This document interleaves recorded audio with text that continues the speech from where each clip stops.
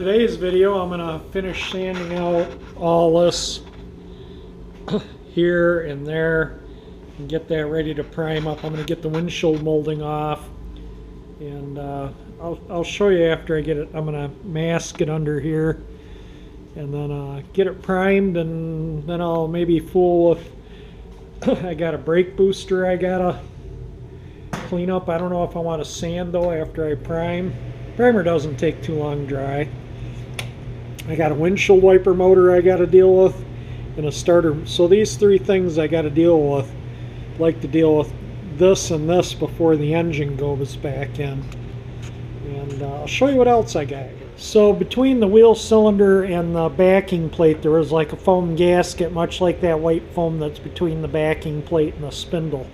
And I found this is a foam almost identical to that foam that was originally there, and this got this at Joann Fabric, and I think it's gonna work out just fine to make some gaskets for the wheel cylinders.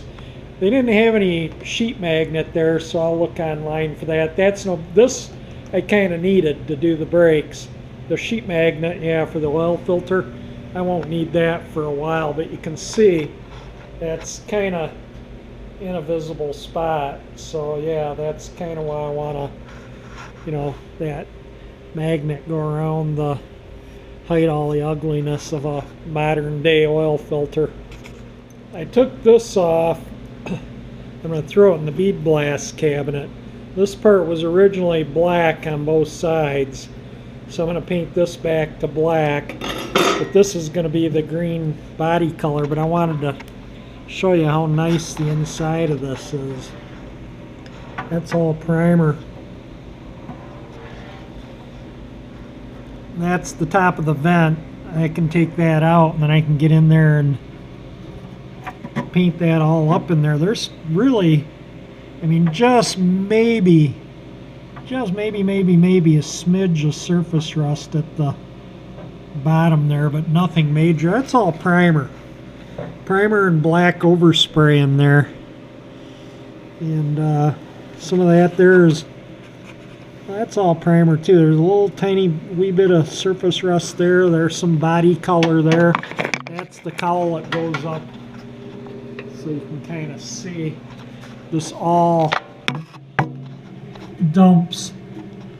The rain and everything dumps down in here, and that's why they just get full of dirt, because stuff goes through those grates down in here, and then the rain and stuff washes it down in there. That's why you got to clean these out good.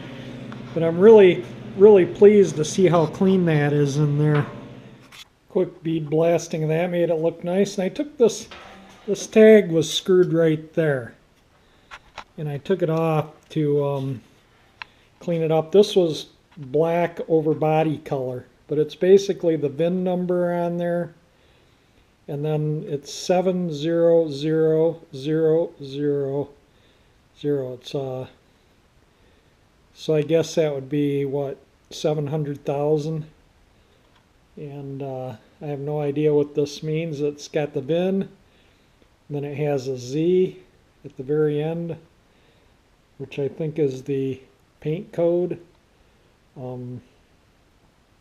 I don't know what the 76A stands for. The first set of digits is the VIN, and then it's got a 76A, and then a Z, which I believe is the paint code, and then the 66, and it's got these holes stamped in it. It looks like an E and 3 C's and maybe a W, I'm guessing. But anyway, I'm going to paint this green when I paint the cowl here, and then after it's all done I'll screw it back on there like so, and this is all cleaned up and ready to paint.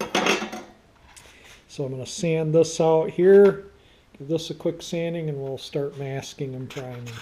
Just wanted to kind of show that if somebody knows what the heck on earth these are, can decipher it, what all those hole stampings mean, let me know. I'd be interested in knowing. And don't forget about this. I'm going to do the giveaway on this next week. Maybe, I don't know what day. We'll figure it out. But next week I'm going to give that away. As far as the screws go, I just poke them through some just piece of cardboard and give them a quick bead blast. That gets the crud off them, and I'll just shoot them with some zinc chromate and some black paint. These are the screws for just all this stuff right here, and gotta make them look good too. Here you can see runs in the paint as I'm sanding it out from the factory. So yeah, the factory didn't put a lot of effort into making the stuff you can't see look pretty. They just kind of did a slap shot quickie job, and you know, they didn't really put any effort into there. They figured, you know, people in the Rust Belt would take their car and have it Z-barred or rust proofed. You know, the old saying, it's us or rust. In this area that was true because they didn't paint anything in there. That's about as sanded out as it's going to get. I think it's pretty good. I got that trim off, really in good shape. I'm going to vacuum all the sanding dust up, and then I'm going to blow it off with compressed air, mask it off and prime it. I sanded all in here. I'm going to clean these, wipe these hinges down a little lacquer thinner, clean them up, maybe hold a little pan and get a paintbrush and lacquer thinner, clean the grease off of them. Because what I'm going to do is I'm going to tape it right in here with some paper around there, and I'm going to spray. I got to take that grommet out too. I'm going to spray as far this way as I can, and then when I paint in the door jambs I can mask off in here somewhere and blend it, you know, and you'll never see the paint seam. And that way, because when the fender's on, I won't be able to spray that surface that well. And I want to get it all in while the heater blower's out. Maybe I'm going to use my little door jamb gun. That way I can get down in here, the HVLP door jamb gun, you know, as I want to paint in this cowl as best I can. You know, because water stuff sits in there, and I don't want any future rust in there. So I'm going to get it primed up and start getting it ready to seal all these joints. I scraped it out of everywhere, so everything from here to here, all the way across both sides. I got to sand a little right here, but on the other side I even sanded all this out right to the rocker panel, so I'll paint right to that. So I got to sand this side out a little bit there. Forgot to do that. I'm not sanding inside that square. I want to leave that writing on there. The paint's in good shape, and leave something original on the car, and with the, you know, some factory paint. So that's going to be the only, probably the only factory paint left on the whole car when I'm done, because I am going to paint the underside of the hood, the underside of the trunk, and the door jambs, everything. So got to have something. I'm one of those type that just like to leave something original on everything I do, just to try and, you know, even I like it to be hidden away, you know, but that way if somebody in the future, 50 years from now, has to restore this car again or do something to it, you know, they can have the pleasant surprise of finding stuff like that writing too.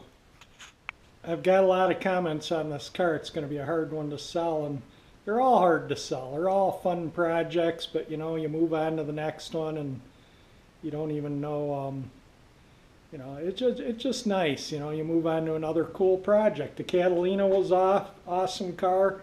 I had a lot of fun with it. It was a nice original, low mileage car.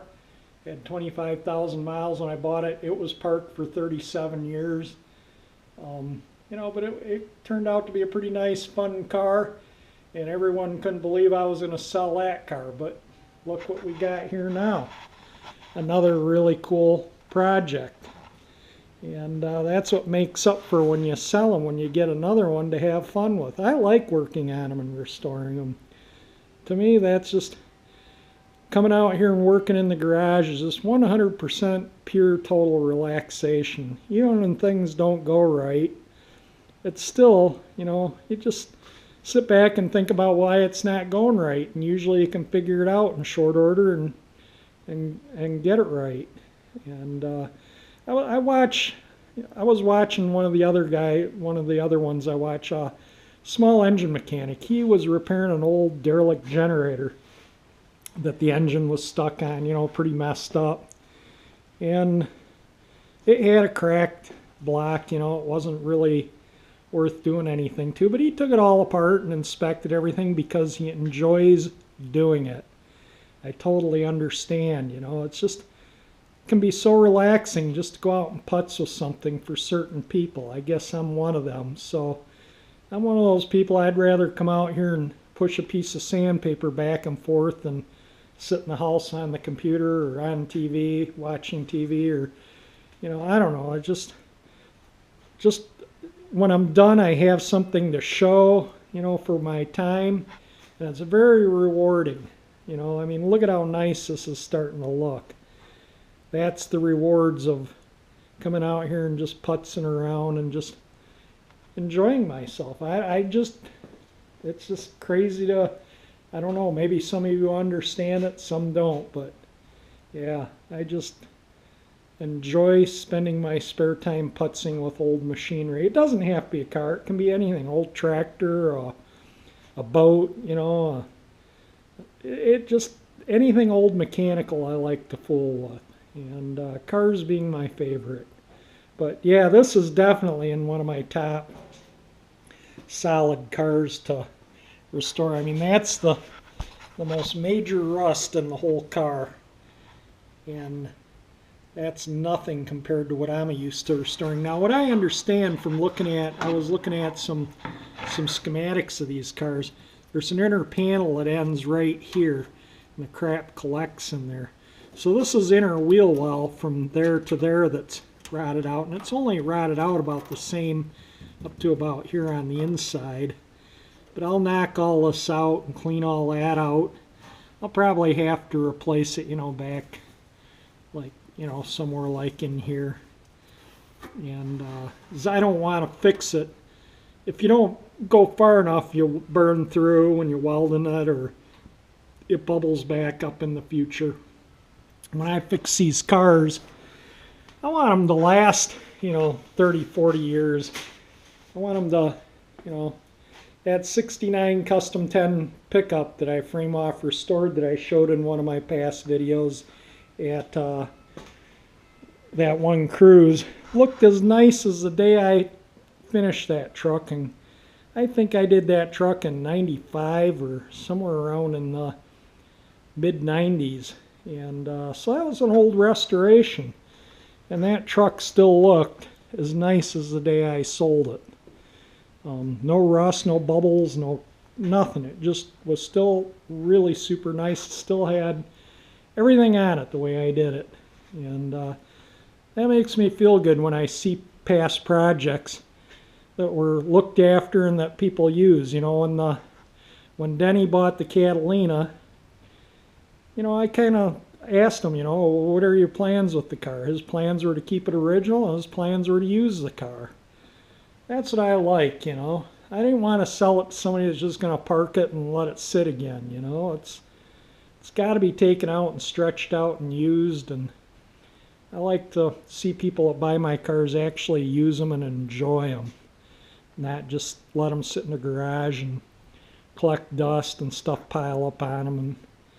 And that 38 Ford I restored, the guy that you see in that video clip in one of my past videos, I don't think he's started that car in at least a decade, if not more. And I ran into him a while back, and he asked me if I could get it running for him. I told him I would, so maybe this summer, if I do, I'll do a video on it. But that's kind of sad when you do a beautiful restoration like that. I mean, that car was concourse. It was like one of those, I even sent the dash out and had it re-wood grained and had the gauges all rebuilt. That car was like showroom new.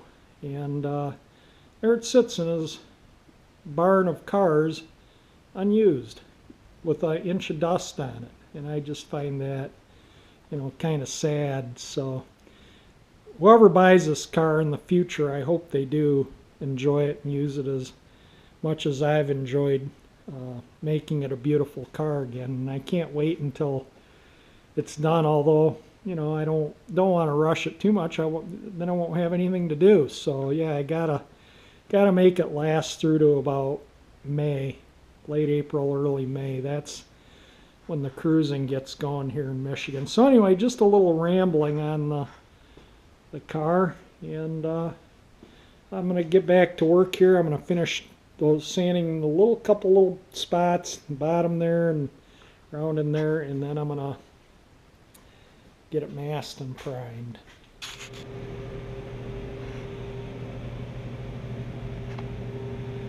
Primed it all up, as you can see. Just put it on fairly thin, doesn't need to be super heavy.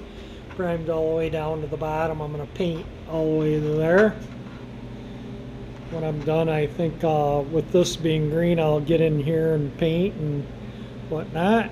I left this wire on here. I found several of these on the car, and I just thought, you know what, I'm leaving it on there. There was probably a tag on it at one time, but it's long gone. But I just decided it's staying. Prime the tag so I can paint that. Painted this. Alright, tomorrow I'll seal up all these seams. None of this is visible. All this will be covered, you know, stuff will be over it. You'll be able to see a little bit of this writing, and you'll be able to see the caulk. Maybe a little bit of this you'll see, but there's a rubber weather strip that comes out here. The cowl goes on there. These are where the windshield washer goes through, I believe. It's just, you know, it's just painting it up to protect it, and you know, from down the road from corrosion. You know, getting that all primed up in there and painted. Little things like that make a big difference. Alright, that's it for this short little video. If you like my video, hit the like button. If you want to see this all painted green here and this car resurrected, subscribe to my channel. And thank you for watching. And don't forget, I'm going to do a giveaway on this next week.